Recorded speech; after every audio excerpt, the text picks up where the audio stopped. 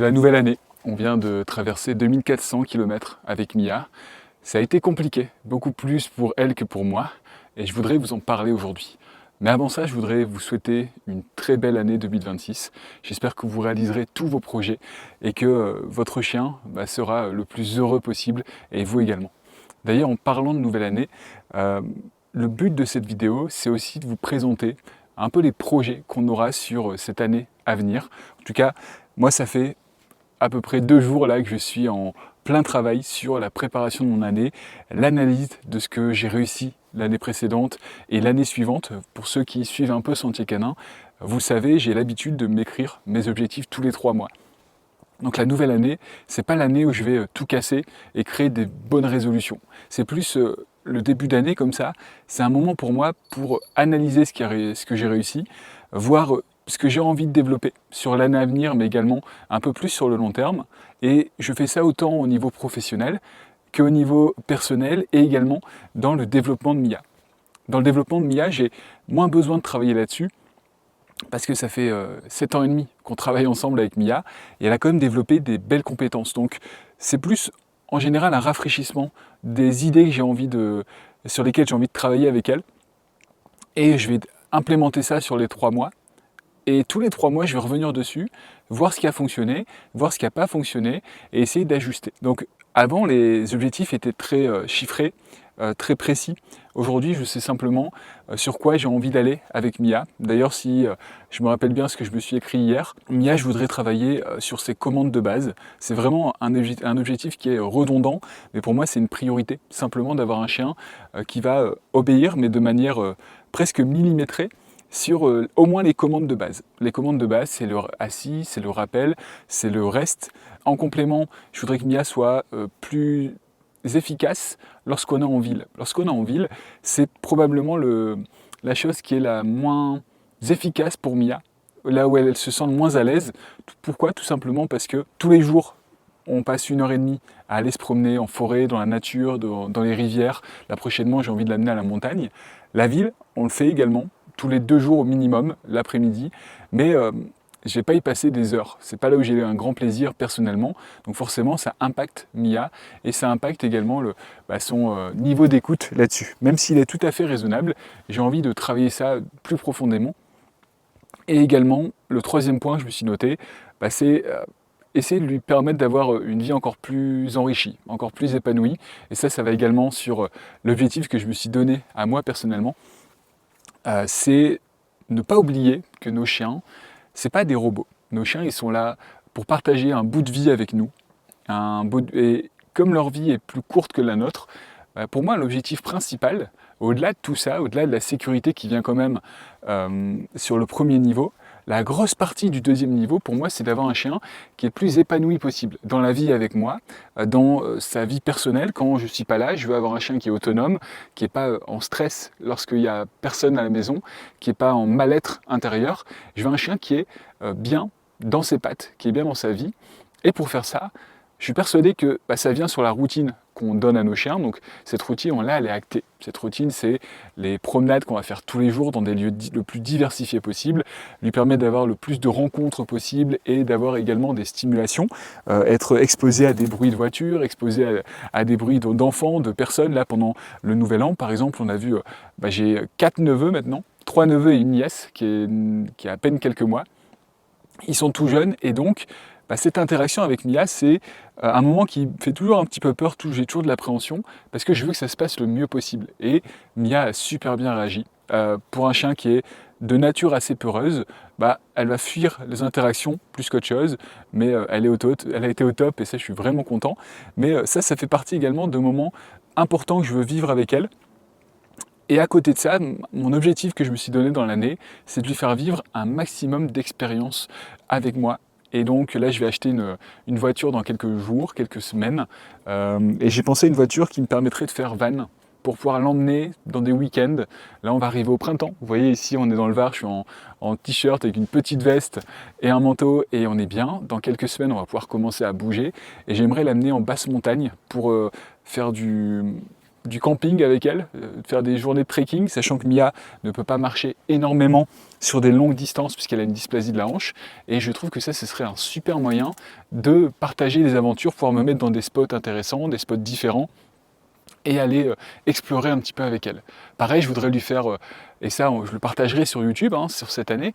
L'année dernière, on a testé le paddle. Ça n'a pas été une grosse réussite pour la faire rester dessus.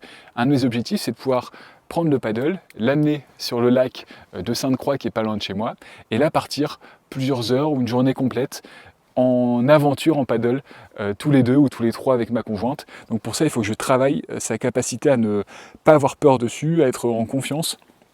Donc il y a un gros travail là-dessus. Et un autre point que je me suis noté, plutôt pour le milieu d'année, c'est d'acheter une remorque pour chien à mettre à l'arrière de mon vélo, parce qu'il y a une super balade qu'on peut faire en vélo, malgré le fait que ce soit très montagneux ici. Il y a une balade qui est très intéressante, et je vois bien Mia à l'arrière, parce qu'elle ne pourra pas courir à côté de moi, c'est-à-dire que je vais l'user, en fait, elle pourra, mais à la fin elle va être KO, et le fait d'avoir un peu ça à côté, ça lui permettra toujours de partir en aventure, de déposer le vélo et d'ensuite partir en randonnée, mais également de pouvoir se déplacer dans des lieux un peu plus loin, voilà, lui faire vivre des expériences. Et je pense que si vous planifiez des objectifs sur votre année, planifier des expériences avec son chien, ça peut être l'une des priorités. Peut-être pas la priorité numéro 1 si vous n'avez pas acté encore ses commandes de base, sa sécurité, son rappel. Le rappel, c'est très important. Ça, il faut le checker.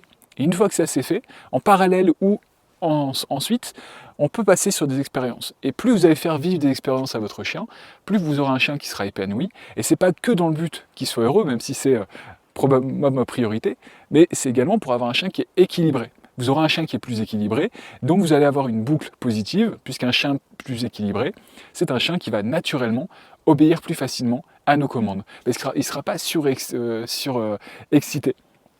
Il ne va pas être surexcité au moindre stimuli. Par exemple, le rappel, parce que là je suis en plein sur ce mois-ci sur la thématique du rappel, il y a beaucoup d'entre vous, suite à mon dernier message, qui m'avaient dit que votre problématique, c'est que votre chien répond bien au rappel quand vous l'appelez. Il va répondre au pied ou simplement au vient. Vous savez, on l'a déjà vu ensemble, il y a plusieurs niveaux de rappel, niveaux d'exigence. Il va répondre parfaitement à ça. Pour la grande majorité d'entre vous, vous avez au moins une commande de rappel qui fonctionne.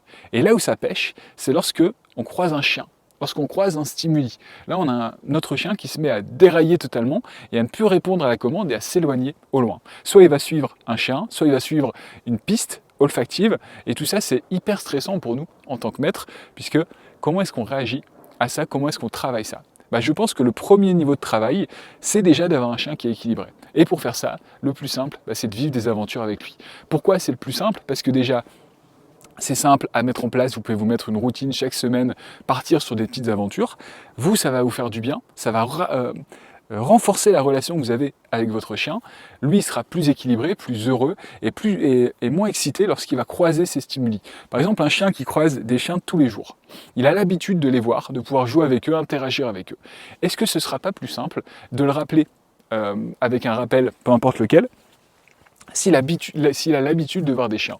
A contrario, s'il n'a jamais le droit d'y aller, si il est dans des lieux, un peu comme ici, vous voyez là, il y a peu de chances qu'on croise un promeneur aujourd'hui, peut-être qu'on en croisera un ou deux sur les 2-3 heures de balade qu'on va faire, mais on ne va pas en croiser tout le temps. Si je faisais que ça à Mia, évidemment que Mia obéirait beaucoup moins bien à mon rappel, puisqu'elle aurait envie d'aller voir ce chien. Mais comme on va en ville tous les jours, comme il y a des jours où on va sur des lieux de balade où il y a d'autres chiens qu'on va croiser, je vais la laisser jouer, je sais que le rappel fonctionnera. Et moi, le problème de Mia, il n'est pas sur son niveau de rappel, il va être sur les interactions qu'elle a avec ses congénères, où c'est un chien qui est timide, donc c'est pas un chien qui va facilement aller jouer avec les autres, courir avec les autres chiens, elle va jouer un petit peu si elle le sent, et après elle va revenir vers moi. Mais ça, c'est pas grave, on ne veut pas avoir un chien qui est extraverti, on veut avoir un chien qui est bien dans ses pattes, qui accepte les interactions, qui n'est pas réactif, et après, il y a toutes sortes de chiens, c'est comme les humains. Tous les humains ne sont pas extravertis, je suis profondément introverti, j'aime bien être seul, j'aime bien la solitude, c'est pas pour ça que je ne vais pas parler à un seul humain et je vais refuser toutes les interactions. Mia, il y a peut-être un peu de ça. Mia, il y a le côté, peut-être que moi je l'ai habitué à faire des promenades plus régulières avec moi en solitaire, et donc c'est quelque chose qu'elle aime. Mais par contre, c'est hyper important dans mes objectifs de régulièrement, quotidiennement, voir d'autres chiens, la faire interagir avec, ne pas toujours intervenir pendant les interactions. Tant que je vois qu'il n'y a pas de risque, qu'il n'y a pas de danger, c'est à Mia de gérer. C'est à elle, je veux qu'elle ait confiance en elle. Votre chien, il doit pouvoir avoir confiance en lui. Et comment est-ce qu'on peut lui donner ce niveau de confiance? Simplement en le laissant parfois également prendre ses décisions. Voilà, l'objectif, l'idéal, ce serait d'avoir toujours des boucles positives, c'est-à-dire une interaction, elle se passe bien, ça crée un antécédent qui est positif dans sa tête, et donc il aura envie que ça recommence dans le futur. C'est pas aussi simple que ça sur le terrain. Parfois on croise des chiens qui sont un peu trop bruts, un peu trop réactifs. Ça on peut déjà nous essayer de l'éviter un petit peu en analysant la situation. Et si le chien en face est un petit peu trop brut, ça se passe pas parfaitement, et là, plutôt que de vous bloquer, de rester sur place et de laisser la relation s'envenimer, ce que vous pouvez faire, c'est être dans le mouvement. Le mouvement dans la vie et dans les interactions, c'est le secret.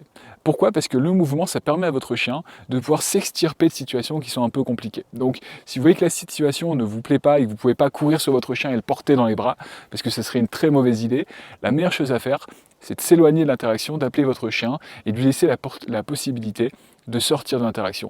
Et avec ça, moi j'ai 99%, 99,9% des interactions qui se passent bien. Ça m'arrivait une ou deux fois d'avoir des mauvaises expériences. Et l'une des deux fois, je voulais partager, puisqu'elle est récente, elle date d'il y a 2 ans. La vidéo, elle est encore sur la chaîne. Et là, c'est parce que moi, j'avais mal anticipé. Moi, je suis allé sur une petite route où il y avait 2 gros bosserons. La maîtresse qui me disait, il n'y a aucun problème, allez-y. On est passé entre les chiens, dans un lieu où il n'y avait pas d'échappatoire. Et forcément, Mia s'est fait sauter dessus. Heureusement, il n'y a pas eu de choses de graves, mais ça aurait pu. Donc voilà, se fixer des objectifs, je pense que c'est se dire qu'on va avoir un chien qui est heureux, on va avoir un chien bien dans sa tête. Et là, je l'ai vu, et c'est pour ça que j'ai voulu faire cette vidéo de base. Là, je me balade depuis peut-être 45 minutes avec Mia, et j'avais ça qui me trottait dans la tête pendant justement ces 4 jours de voyage. On a fait 24 heures quasiment de route. Moi, je suis dans le Var, dans le Haut-Var, et ma famille habite dans le Pas-de-Calais. Pas loin de, entre Calais, Boulogne, si vous voulez, Dunkerque et Lille. Voilà, dans cette zone-là. Et donc il y a beaucoup de routes, et forcément on a voulu le faire en une fois à chaque fois. Donc on a fait des petites pauses de 10 minutes, une demi-heure, et on a continué. Et Mia déteste la route. Avant, elle était extrêmement malade. Aujourd'hui, elle l'est beaucoup moins. Donc, comment on a fait ça? Simplement, on a travaillé sur la route. Mia sait que quand elle prend la voiture, en général, c'est pour aller se balader. C'est pas que pour aller chez le vétérinaire ou aller faire des trucs qui sont pas cool. Donc, au fur et à mesure, ce niveau de salivement qu'elle avait, le mauvais conditionnement qu'elle avait sur la voiture, il a disparu. Et aujourd'hui, elle apprécie ça à peu près le mieux qu'on peut, en tout cas. Mais là, ça a été vraiment difficile quand on est revenu. Elle a dormi toute la journée, mais c'était pas que pour la voiture. C'était également parce qu'il y avait mes neveux qui étaient souvent à vouloir aller la voir, parce que j'ai pas pu lui proposer des promenades comme je le fais d'habitude dans le sud, parce que manque de temps, j'ai voulu profiter de ma famille. Et ça fait que Mia, elle n'était pas très équilibrée. Et j'ai remarqué tout de suite, le premier jour où je suis retourné me promener ici, son niveau d'obéissance n'était pas aussi bon. Son niveau d'excitation était très élevé. Et j'aurais pas pu attendre autant d'elle à ce moment-là que en temps normal. Donc ce que j'ai fait pendant une journée et demie, je l'ai laissé profiter. Je l'ai laissé courir, je l'ai laissé faire un peu ce qu'elle voulait. J'ai travaillé un petit peu les commandes de base, j'ai vu que ça fonctionnait, qu'il n'y avait pas de problème. Et je voulais qu'elle se rééquilibre, qu'elle se resynchronise, on va dire. Et maintenant, c'est reparti et la routine est revenue. Donc, c'est vraiment important que votre chien, un des objectifs que je peux vous conseiller, c'est de vous dire que votre chien doit être le plus équilibré possible. La promenade sans laisse ou la promenade en longe, c'est quand même l'une des meilleures solutions pour avoir un chien qui peut courir, pour avoir un chien qui peut se dépenser physiquement, se dépenser mentalement, interagir avec ses congénères. Un chien qui en laisse avec une laisse de 1,5 m à côté de vous, c'est pas un chien qui peut être équilibré. Pourquoi? Parce que c'est un chien qui va toujours avoir une énergie débordante, et c'est encore plus vrai selon certaines races. Mia, c'est un chien de troupeau, c'est un mix entre un montagne des Pyrénées et un border collie. C'est un chien naturellement qui a un énorme besoin de dépenses physiques et mentales. Ça peut être le même cas pour plein de types de chiens. Un chien de chasse, un malinois. Ces chiens-là, ils ont besoin de grosses stimulations, et c'est encore pire si on ne leur propose pas à eux qu'à des petits chiens de maison qui vont peut-être avoir un peu moins de besoin, même si ma conviction personnelle est que tous les chiens devraient pouvoir vivre ça, ce semblant de liberté qu'on peut leur apporter, parce que ça n'a pas de prix et ça a vraiment un impact sur leur comportement, sur plein de comportements annexes à la maison, des problèmes de comportement qui pourraient en partie être réglés grâce à ce style de vie. Ça, j'en suis persuadé, et on peut me prouver le contraire sur des peut-être des petits cas particuliers, mais dans la majorité des cas, j'ai l'impression en tout cas que c'est comme ça. Les objectifs que je me suis fixés, donc qui sont pour Mia, ils sont également personnels, vivre plus d'aventures notamment, profiter plus de ma famille, de ma conjointe, donc de ma fiancée, je me suis fiancé l'année dernière, profiter de mes parents, de mes frères et sœurs, mais également, je me suis noté au niveau professionnel, et c'est là où ça va avoir un petit impact sur la chaîne YouTube. J'ai passé énormément de temps sur YouTube et j'adore ça. Sur Sentier Canin, j'ai passé énormément de temps à préparer mes vidéos, à les scripter, à essayer d'apporter un maximum de valeur dessus. Et je trouve que cette année, j'ai pris moins de plaisir que la première année à le faire parce que je me mets toujours la barre de plus en plus haute. Et je pense que ça se ressent, puisque du coup, j'ai moins de...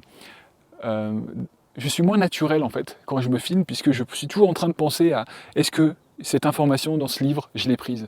Est-ce que ce conseil que j'ai eu par un éducateur ou par une des personnes qui travaillent au refuge dans lequel je suis bénévole, ce conseil était super, est-ce que j'ai bien intégré dans cette vidéo? Et je me mets tellement la pression que du coup je dois faire beaucoup de montage, je dois faire beaucoup de cuts, je dois parfois m'arrêter ou me dire que ça m'arrive encore plein de fois d'arrêter une vidéo, de la laisser de côté parce qu'en fait ça m'allait pas, je trouvais que la qualité n'était pas assez bonne.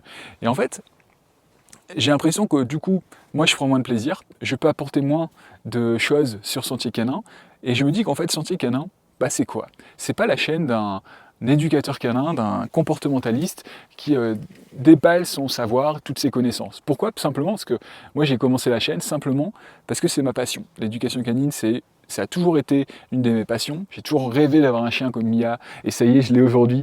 Et c'est vraiment génial. Et mon kiff, c'est de pouvoir partager ça, partager mes découvertes. Là, cette année, par exemple, au niveau pro, je voudrais me faire former par un éducateur canin pendant quelques semaines, dans un centre, pourquoi pas, mais un centre qui me plaît. Ça fait des mois que ça me trotte dans la tête, et ça, j'ai envie de pouvoir le faire. J'ai envie de pouvoir passer plus de temps avec Mia, lui offrir des aventures. Et pour pouvoir faire ça, j'ai envie aussi de pouvoir passer plus de temps avec les clients, avec mes clients, pouvoir les aider, leur apporter un maximum de valeur. Et je trouve que la chaîne Sentier Canin, YouTube, je peux apporter plus de valeur, profiter plus de ce que je fais, tout en passant moins de temps dessus. Et comment je peux faire ça? En essayant d'arrêter les scripts. Voilà, je veux réfléchir à une idée, me balader comme je l'ai fait aujourd'hui, et laisser les idées vagabonder, en essayant d'apporter un maximum, et sans me positionner comme la personne qui sait tout, parce que c'est pas le cas. Moi j'apprends plein de choses. C'est pour ça que cette année, quand je fais la rétrospective de tout ce que j'ai fait, je suis très content de la communauté qu'on a sur Sentier Canin. Je suis très content des personnes que j'accompagne et qui ont des réussites. Je suis très content de la chaîne YouTube, de ce que j'apporte dessus. C'est vraiment un vrai plaisir, j'ai pas envie de me gâcher ça. Mais ce que je veux, c'est également continuer à me former et me donner du temps pour ça et pouvoir passer moins de temps sur les montages, qui n'est pas la chose qui apporte le plus de valeur. Donc aujourd'hui, vous allez le voir, je passerai plus de temps, il y aura beaucoup plus de vidéos, je pense. Je pense qu'elles seront beaucoup plus longues, mais elles seront moins travaillées. Voilà, j'espère que ça vous va. Si ça ne vous va pas, vous pouvez aller voir plein d'éducateurs qui sont bien plus compétents que moi, parce que moi j'en suis encore au début, j'en suis à 2 ans. Aujourd'hui c'est microscopique, j'ai accompagné beaucoup de clients, mais sur une période très courte. J'apprends plein de choses et je me fais... les chiens du refuge me rendent de plus en plus humble parce que j'apprends énormément, je fais des erreurs, et, les personnes qui sont là, les agents animaliers m'apprennent plein de choses, me rattrapent sur des erreurs que je fais, et ça c'est génial, et je veux passer plus de temps à ça pour ensuite passer plus de temps sur YouTube. Je ne sais pas si tout ça c'est clair, mais tout ça pour vous dire, je vais publier autant, voire plus, mais ce sera des vidéos moins travaillées, des vidéos où je vais prendre plus le temps de laisser défiler les idées, parce que je pense que c'est comme ça qu'on apprendra. Et si vous voulez voir des éducateurs qui sont spécialisés, qui ont vraiment un niveau et qui parlent de sujets très spécifiques, il y en a plein. Vous en avez, je peux donner des noms, vous avez Esprit Dog, moi je me suis formé un petit peu par lui, j'ai acheté sa formation cette année. Il y a plein de bons conseils que j'espère reprendre dans mes accompagnements, parce que je trouve que c'est génial ce qu'il fait. Mon premier formateur, c'était il y a 6 ans, quand j'ai adopté Mia, il y a même 7 ans, et c'était EducDog. J'avais pris une petite formation à lui, et ça a été le cercle, en fait, le noyau qui m'a permis de construire autour l'éducation de Mia. Alors aujourd'hui, j'utilise presque plus ça dans mes contenus sur Sentier Canin, parce que je me dis que mon but, c'est d'apporter ma touche, d'apporter ma vision de l'éducation, même si parfois je dois dire des bêtises, si parfois je dois faire des erreurs.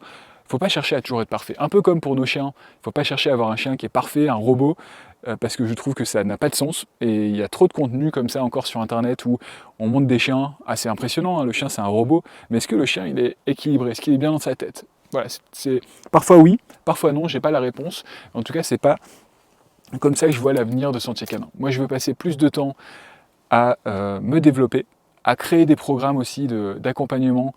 J'en parle de temps en temps, je ne vous verrai pas beaucoup sur YouTube en parler parce que mon but c'est pas de faire que du marketing. Pour ça, il y a d'autres chaînes. Moi je communique un peu plus là-dessus sur les contenus email. Je veux que Sentier Canin YouTube apporte à tout le monde. Voilà, que tout le monde puisse éduquer son chien, avoir des informations là-dessus qui vont apporter de la valeur. Mais à côté, si on veut aller plus loin, si on veut se développer sur un sujet précis ou plus global mais profondément en passant du temps, là il y a quelques programmes que je propose quasiment uniquement par les emails. C'est comme ça que je vois mon année. Moi ce que je veux c'est vraiment prendre du plaisir, parce que si je prends plus de plaisir, j'arriverai plus à faire des vidéos, j'arriverai plus à apporter de qualité sur Sentier Canin. Et j'espère que vous allez le ressentir. Moi, je vous remercie beaucoup de m'avoir suivi sur quasiment ces 2 années sur Sentier Canin. Et j'espère que vous continuerez à me suivre sur 2026 avec ces projets-là. J'ai vraiment beaucoup de plaisir à partager avec vous et je sens que là, cette manière de faire va me libérer un peu du stress de devoir faire des contenus parfaits. J'ai plein de projets également professionnels. Moi, j'y réfléchis beaucoup. Mais je ne sais pas si je pourrais faire cette année. Et si ça évolue, peut-être ça peut aller très vite, hein, si j'ai une occasion, parce que je regarde beaucoup sur ce sujet-là. Si je peux, je vais essayer de développer voilà, une sorte de pension canine. Dans l'idée, ce serait de pouvoir avoir des chiens, quelques-uns, pas beaucoup. Je veux quelque chose de vraiment qui est ciblé pour l'accompagnement et le développement de chaque chien, et pouvoir aussi faire de l'éducation là-bas, avec une approche qui est la mienne. Voilà, on verra ce que ça va donner, je m'avance pas trop là-dessus, il y a tellement de choses qui avancent, on peut faire tellement de choses en une année. Donc moi je vous remercie de suivre Sentier Canin. Et voilà, j'avais prévu plein de choses à vous dire aujourd'hui, mais je pense qu'on a fait le tour. Voilà, essayez de vous poser quelques minutes, l'idéal ce serait 1 heure, et de vous dire c'est quoi mon objectif personnel, professionnel, mais également, ça on le fait beaucoup moins, quel est mon objectif avec le développement de mon chien. Est-ce que c'est son niveau de bonheur? Est-ce que je veux travailler son rappel, ses commandes de base, travailler les commandes à distance? Là, je travaille beaucoup là-dessus avec Mia. J'ai envie de développer ça où je veux qu'elle soit capable de m'obéir aussi bien lorsqu'elle est à 20 mètres de moi que lorsqu'elle est à 1 mètre de moi. Voilà, on n'y est pas encore, hein. Je sais que ça prend du temps, mais c'est pas grave. Le secret, c'est la progression quotidienne. Et c'est comme ça qu'on crée des effets composés. Mais je trouve que, en tant que maître, je vois personne qui se donne des objectifs comme ça pour son chien, qui va analyser où est-ce qu'il en est aujourd'hui, quels sont ses défauts, les qualités, les progressions qu'il a eues sur l'année, et où est-ce que j'ai envie qu'il soit dans 1 an. Voilà, c'est tout bête, mais je pense que ça peut faire la différence. Je vous remercie d'avoir regardé cette vidéo, je vous souhaite encore une excellente année 2026, profitez de vos chiens, de votre famille, c'est ça le plus important, et je vous dis à très vite pour la prochaine vidéo. Au revoir. On y retourne, Mia? C'est bien, allez, viens. Viens, ma belle.